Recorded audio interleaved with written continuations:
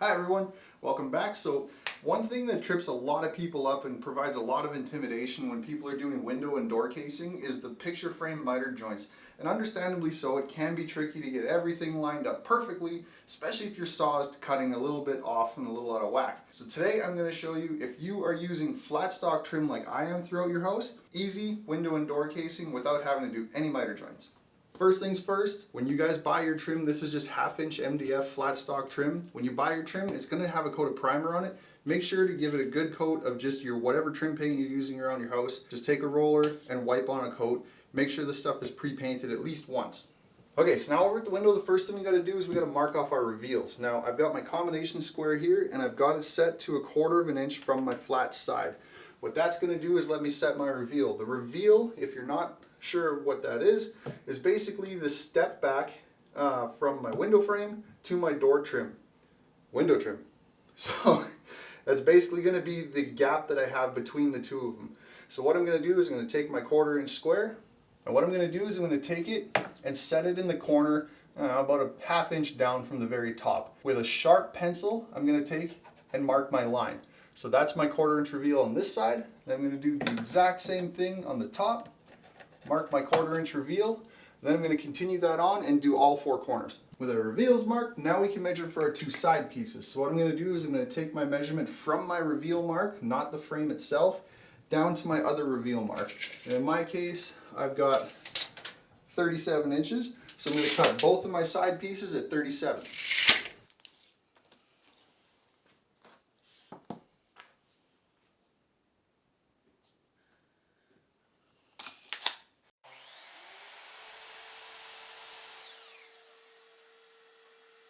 Okay, so now with some 1-inch nails in my nail gun, what I'm going to do is hold this guy up, flush with my reveal mark on the side, up to the reveal mark I made on top. I'm going to nail it in.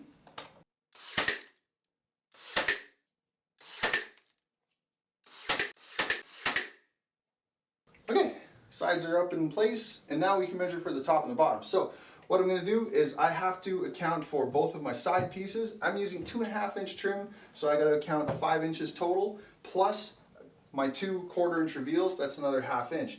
Now I'm also leaving a 3/4 inch overhang on each side, that's another 1.5 inches I got to account for. So I got to account for 1.5 inches, another 1/2 inch, and another 5 inches overall, and that will give me the total measurement on my top and bottom pieces. In my case, 44 inches. Take it to your saw, whack off 2 pieces that long.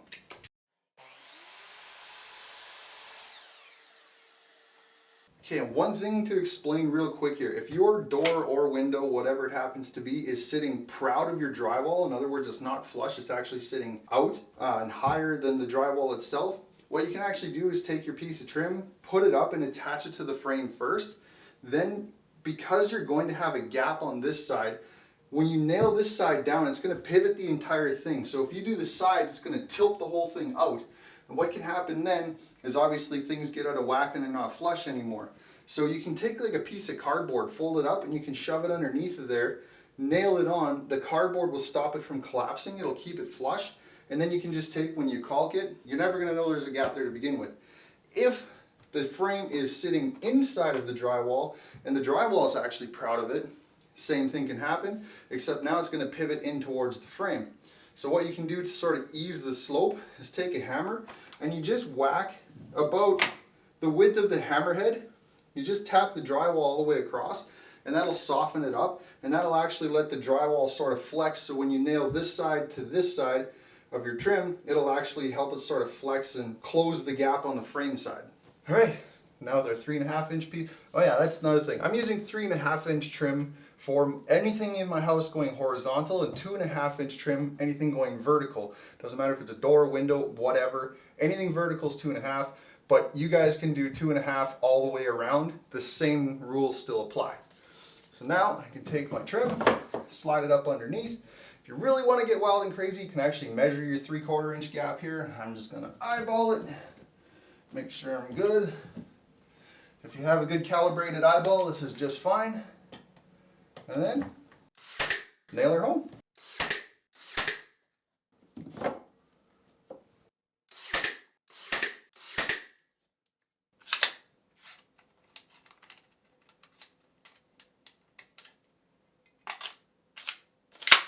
Okay, now with the inside pin, we can nail the outside to the stud. Now again, this is where if you had a gap on either side, you would slide your cardboard in to fill the holes so you don't collapse this side when we nail them on. But around, should be around just off center to the outside of your trim, and nail everything to the studs using 2-inch nails this time in the nail gun.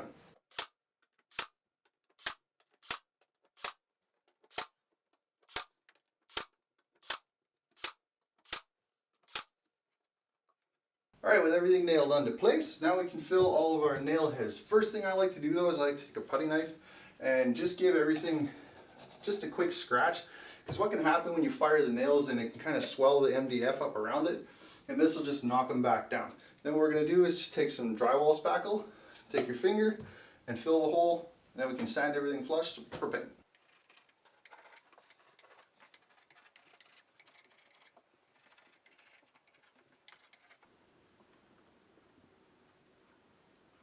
When I fill the holes, I like to overfill them a little bit because the spackle will shrink, and if it shrinks then it's going to create a divot and it's going to be visible when we go to paint it. You're going to see every nail hole.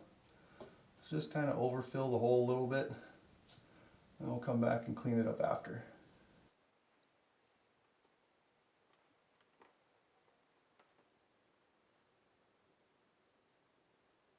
Alright, now with our mud applied, now we can go ahead and apply our caulking to all of our gaps.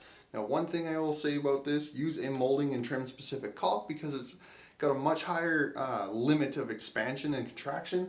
So when you put it in all of your seams, when everything moves and shifts during the winter and the springtime, it's less likely to develop a crack over time because it's a lot more flexible. Also, cut your tip as small as you possibly can. So you're going to put a nice thin bead of caulk in there. There's just a lot less to wipe off, a lot less waste. We're going to do the inside and the outside. You can do the top and the bottom on the outside. It's entirely up to you. It's not visible, so it's your call.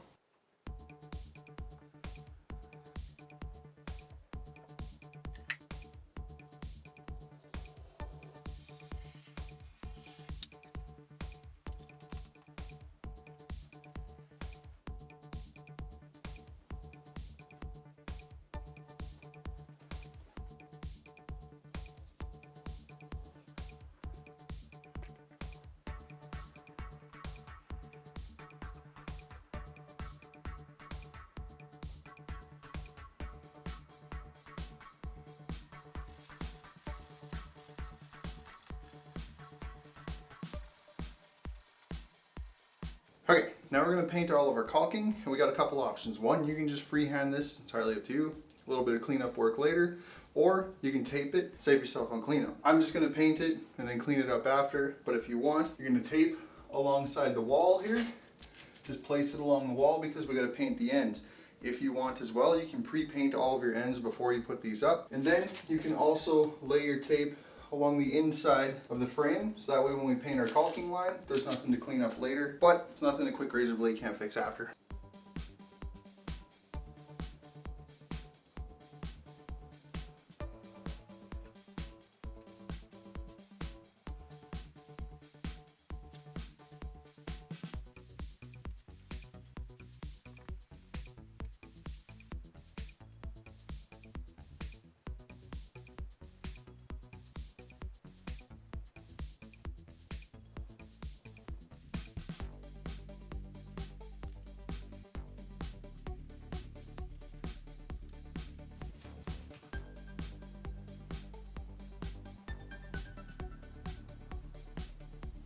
Just have to fix something now.